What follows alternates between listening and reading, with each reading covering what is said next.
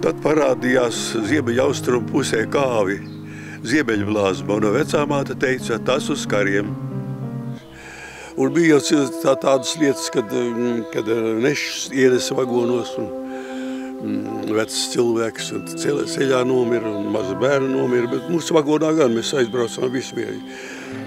Nākošā sieva sēdēja, bija sekretāra, sēdēja uz skatuves, un tad mēs saskatījāmies, un tā mums sākās tā mīlestība.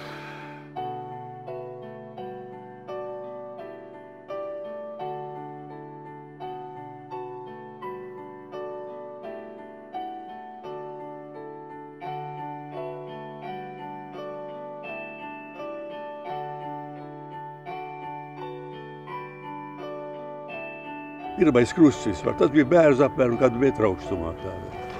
Un tas bija pirmais krusts, latviešu krusts, ko latvieši uzlika tiem izsūtītiem latviešiem tur.